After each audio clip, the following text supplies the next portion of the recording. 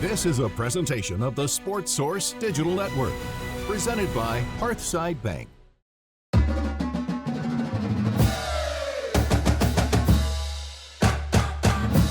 Welcome into the Sports Source Digital Network. I'm John Pennington. Appreciate you joining us. We're going to talk about the SEC and the Big Ten. And to do that, I am joined by David Ubben from The Athletic, Vince Ferrara from 99.1 The Sports Animal, and Bob Hodge.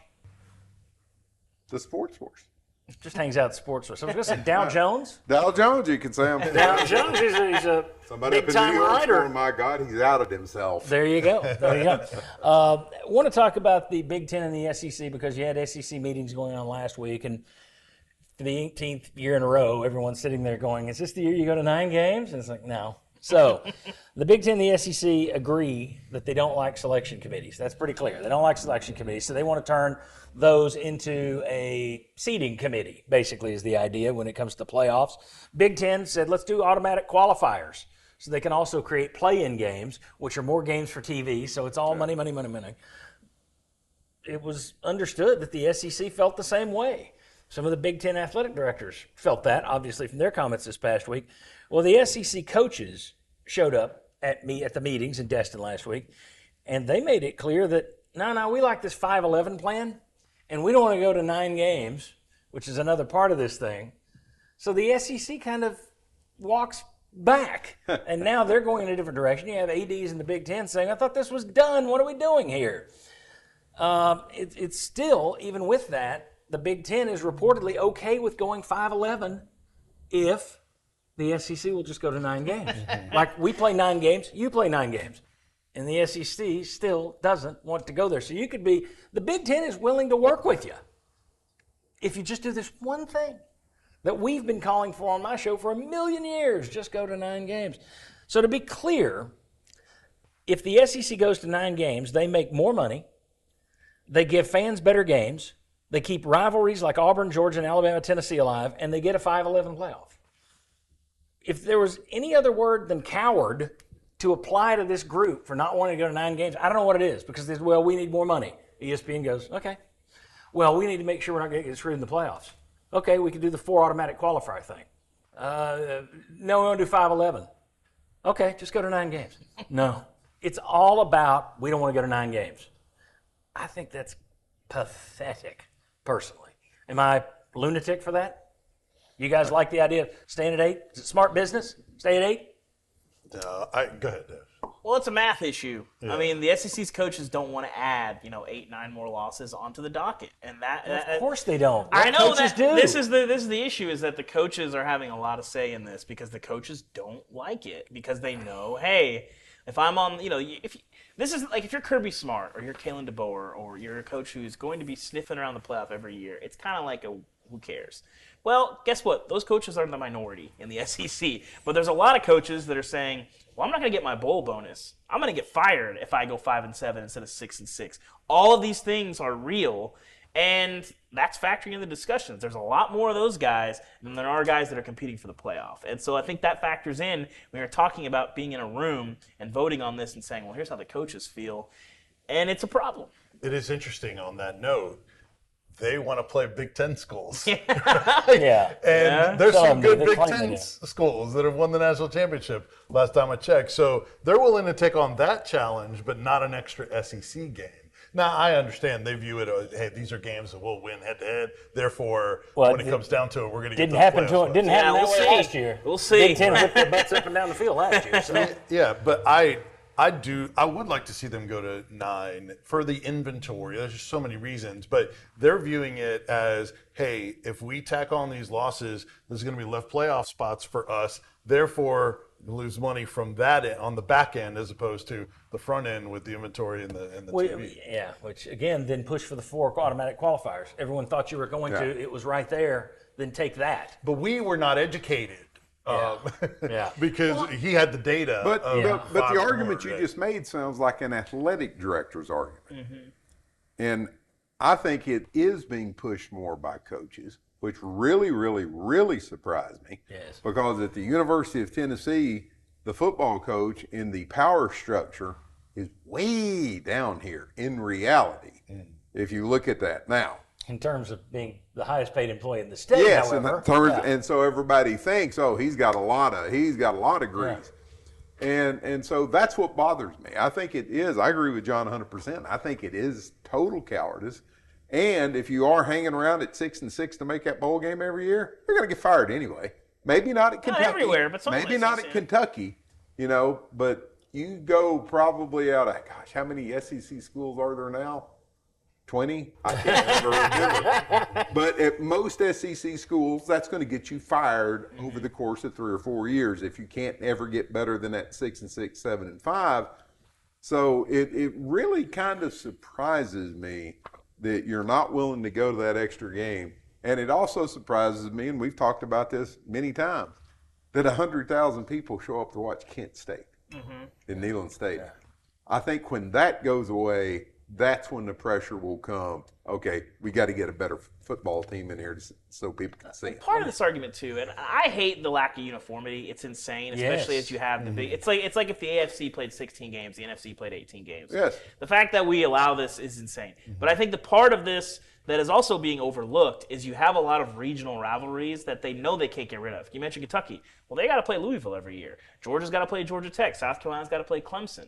You factor that in, then if you add a 9th game, you add a Big Ten game to that. The idea that you've got 11 P5 games, like the coaches are not used to that, and that is definitely scares some of them. Yeah, but that's 4 schools. These guys, the bottom line is that we're talking the majority. Some of that would be a legit gripe, I guess. I would have no problem if all these schools were forced to play 11 games, period. If it brought back rivalries, I'd be okay with everybody doing 8 personally. As long as if we have a limit on FCS, we don't allow these like pay games. Like if going to 9 is gonna cost us some of these rivalries, I would not want that. But the lack of uniformity is still like it's insane that people. I agree with that. I mean, I think you can do it all, and I think that eventually, maybe.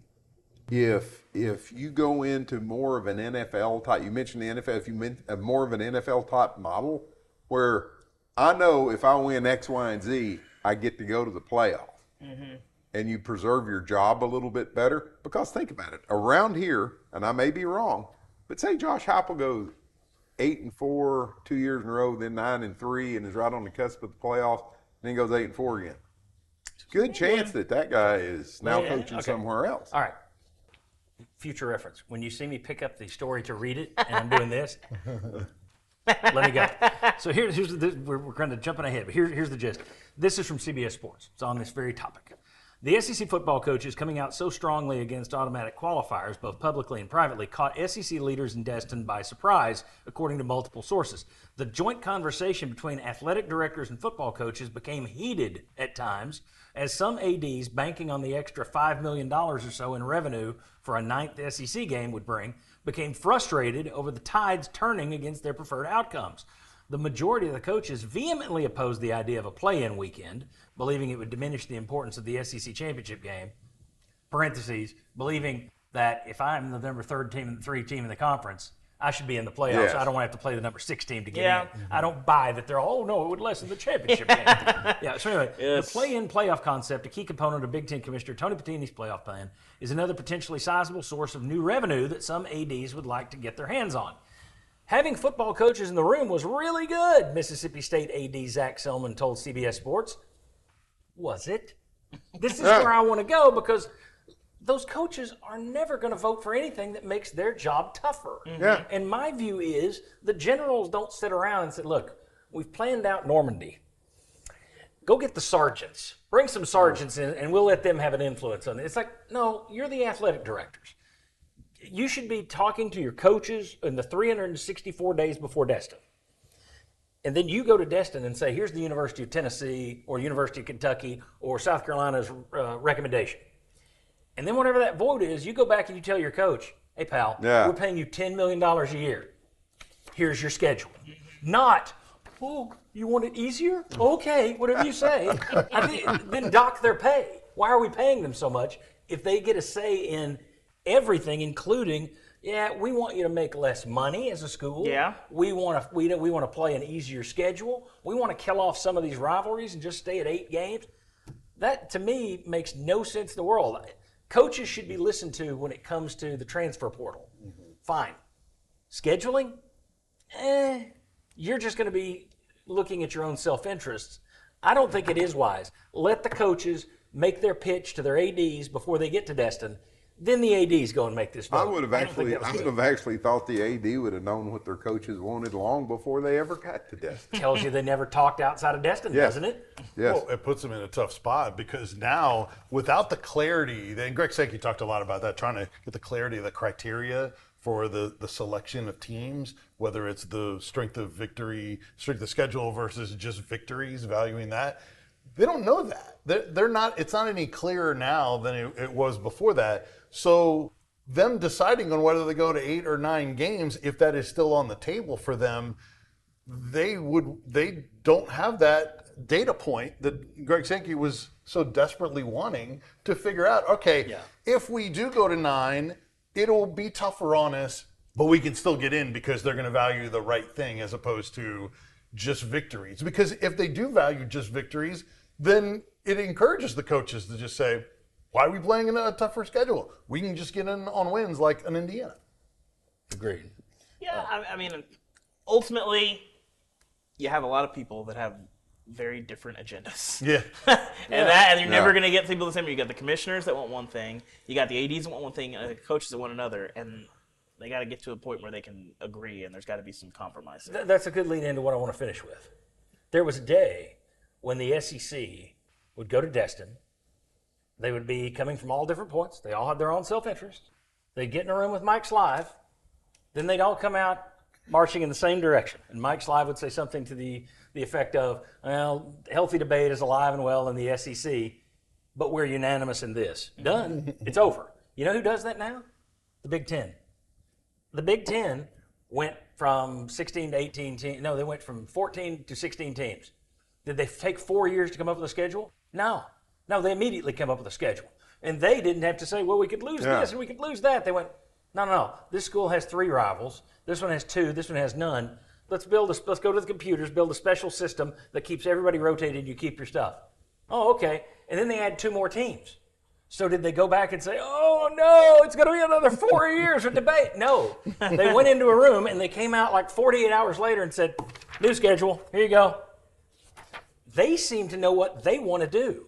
They also seem willing to, okay, then if you want to do 5-11, fine, just go to 9 games. I used to think Mike Slive ran the world, and people act like Greg Sankey runs the world. If he does, it's only because he's sitting in the throne that Mike Slive built. I am not a Greg Sankey fan. I think the Big Ten looks better than the SEC in the way they are run. I don't like this goofball, well, we all can't. They did this a few years ago where he came out front and center and said, we lead the SEC, and when you lead, that means you take chances, and that means 9 games and blah, blah, blah. He walks back into a room, and when he comes back out, his tail's between his legs going, well, we'll see. They told me no. You wouldn't have had that with Mike Slive. Would not have happened. And I'll admit, it may be tougher to rule over this league now because it's 16 schools instead of 12. Texas is one of them. Still, though, Sankey, to me, I'd rather have Tony Petitti at this point. He's the one that went out and got TV contracts like the major networks, like the Major League Sports did, CBS, NBC, Fox.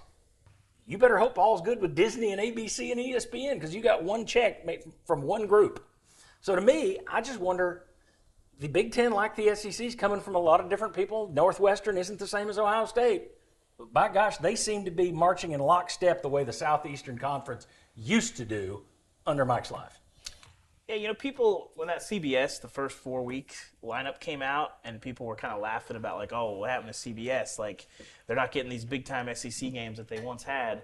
The flip side of that is kind of what you said. It's like, well, the Big Ten's getting paid for these games, like for Purdue, USC, Oregon, Oklahoma State, these games that like wouldn't necessarily hit in other circumstances.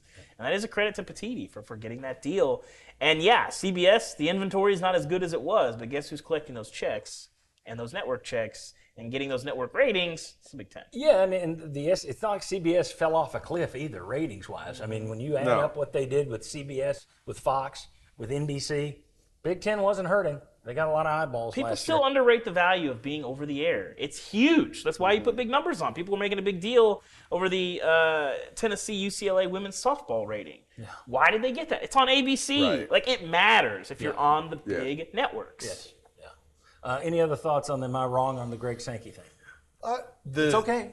Well, I realize nationally, everybody in the national media is like, "Oh, Greg Sankey speaking." Everybody's It's wobbling. It's wobbling a little bit. It should be. It should be. that your point is that, and I agree with, in that there seems to be less of the clarity of what the conference wants to do these days as opposed to what we saw before. And there's definitely that, at the very least, perception about the Big Ten. We don't hear from them as much. They didn't say anything. I think the coverage is limited on their spring meetings, those kind of things.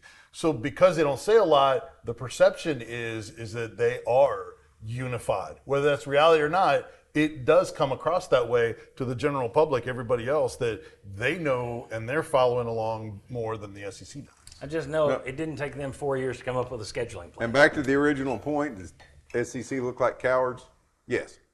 I think that's the bottom line, is SEC comes out of this thing looking like pansies. So, Agreed. We'll end it with that. Bob Hodge, David Ubben, Vince Ferrara, thanks for coming in here.